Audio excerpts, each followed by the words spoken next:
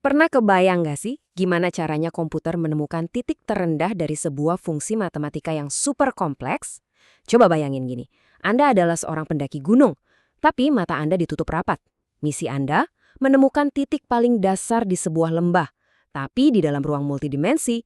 Pertanyaannya, gimana Anda tahu harus melangkah kemana kalau Anda sama sekali nggak bisa melihat sekeliling? Nah, itu dia masalah persis yang harus dipecahkan oleh komputer setiap harinya. Oke, ayo kita bedah bareng-bareng. Di penjelasan kita kali ini, kita bakal bongkar rahasia mesin komputasi yang secara diam-diam, tanpa kita sadari, melatih model machine learning yang kita pakai tiap hari. Kita akan fokus membedah bab 4 dari buku Algorithms for Optimization, yang ngebahas secara khusus tentang penurunan lokal, atau biasa disebut local descent.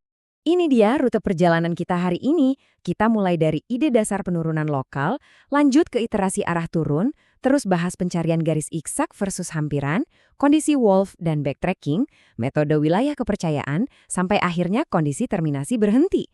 Cukup padat ya? Yuk langsung aja kita mulai. Bagian pertama, ide dasar penurunan lokal.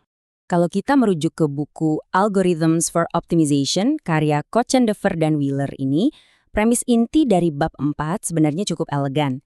Intinya adalah bagaimana kita bisa mengoptimalkan fungsi multivariabel dengan terus menyempurnakan suatu titik desain sedikit demi sedikit murni cuma berbekal model-model matematika lokal aja. Jadi, apa sih sebenarnya penurunan lokal itu? Gampangnya gini, kita mulai dari satu tebakan awal. Terus, dari titik itu, kita ngambil langkah pelan-pelan ke arah bawah. Langkahnya nggak asal ya, tapi penuh perhitungan. Kita terus jalan ke bawah sampai kita mentok dan nggak bisa turun lebih rendah lagi. Bener-bener sesederhana itu konsep awalnya. Masuk ke bagian kedua, iterasi arah turun. Nah, poin krusialnya ada di siklus 4 langkah dasar ini. Semua algoritma iteratif pasti muter-muter di sini aja. Pertama, cek kondisinya, apakah kita udah sampai tujuan? Kalau belum, langkah kedua, hitung arah turunnya. Ketiga, tentukan ukuran langkahnya mau segede apa. Dan keempat, baru deh perbarui titik posisinya.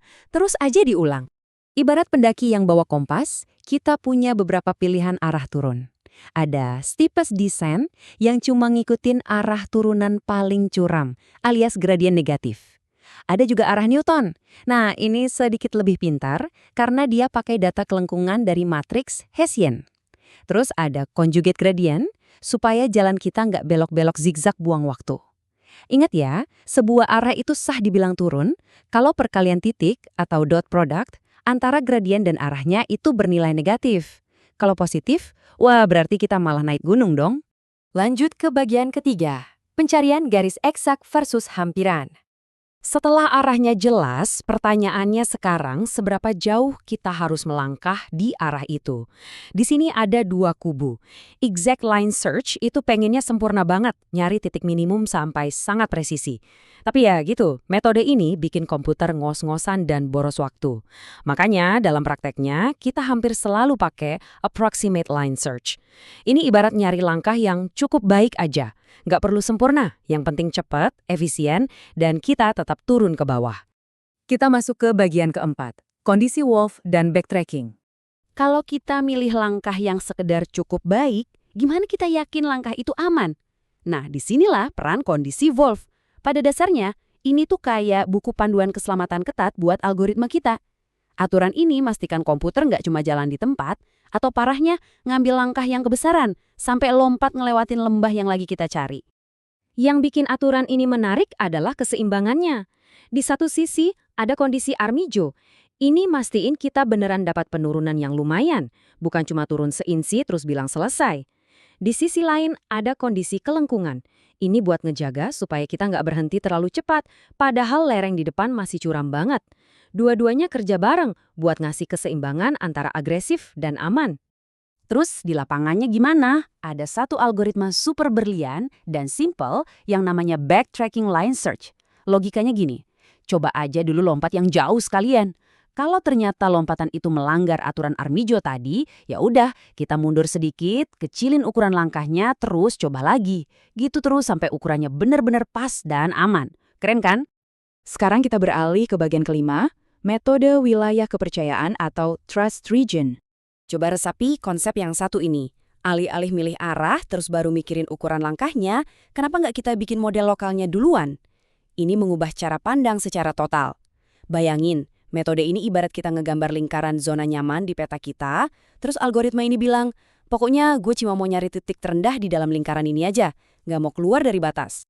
Dan ini dia bagian terbaiknya. Lingkaran atau radius ini dinamis. Kita selalu ngevaluasi tebakan kita. Kalau prediksi model kita ternyata sangat cocok sama kondisi asli di lapangan, kita jadi makin pede dong. Ya udah, radiusnya kita perbesar buat iterasi berikutnya. Tapi kalau ternyata prediksi kita meleset jauh, algoritmanya langsung ngerem. Langkahnya dibatalin dan radiusnya dikecilin biar lebih aman. Akhirnya kita sampai di bagian ke-6, kondisi terminasi berhenti.